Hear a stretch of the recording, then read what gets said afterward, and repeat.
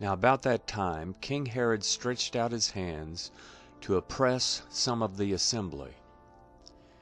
He killed James, the brother of John, with the sword. When he saw that it pleased the Jews, he proceeded to seize Peter also. This was during the days of unleavened bread. When he had arrested him, he put him in prison and delivered him to 4 squads of 4 soldiers, each to guard him, intending to bring him out to the people after the Passover. Peter therefore was kept in the prison, but constant prayer was made by the assembly to God for him. The same night when Herod was about to bring him out, Peter was sleeping between 2 soldiers, bound with 2 chains. Guards in front of the door kept the prison.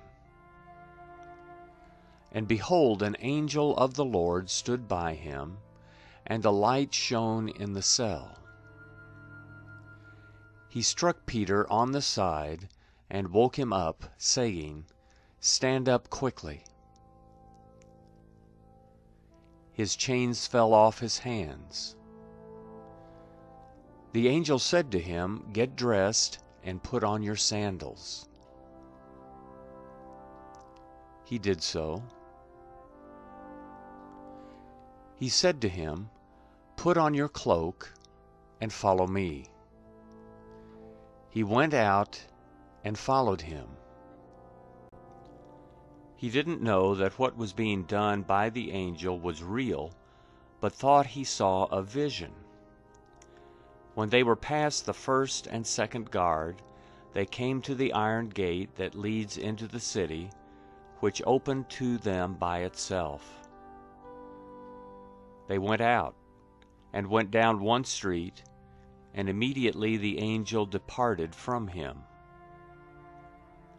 When Peter had come to himself, he said, "Now I truly know that the Lord has sent out his angel and delivered me out of the hand of Herod and from everything the Jewish people were expecting." Thinking about that, he came to the house of Mary, the mother of John, who was called Mark, where many were gathered together and were praying. When Peter knocked at the door of the gate, a servant girl named Rhoda came to answer. When she recognized Peter's voice, she didn't open the gate for joy, but ran in and reported that Peter was standing in front of the gate. They said to her, "You are crazy." But she insisted that it was so. They said, "It's his angel." But Peter continued knocking. When they had opened, they saw him and were amazed. But he, beckoning to them with his hand to be silent, declared to them how the Lord had brought him out of the prison. He said, "Tell these things to James and to the brothers." Then he departed and went to another place. Now as soon as it was day, there was no small stir among the soldiers about what had become of Peter. When Herod had sought for him and didn't find him, he examined the guards, then commanded that they should be put to death. He went down from Judea to Caesarea and stayed there. Now Herod was very angry with the people of Tyre and Sidon. They came with one accord to him, and, having made Blastus, the king's personal aide, their friend, they asked for peace, because their country depended on the king's country for food.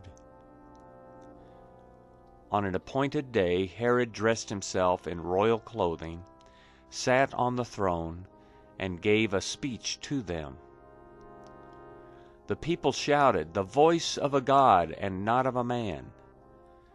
Immediately an angel of the Lord struck him, because he didn't give God the glory.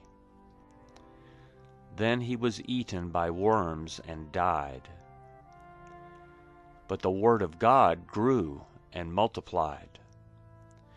Barnabas and Saul returned to Jerusalem when they had fulfilled their service, also taking with them John, who was called Mark.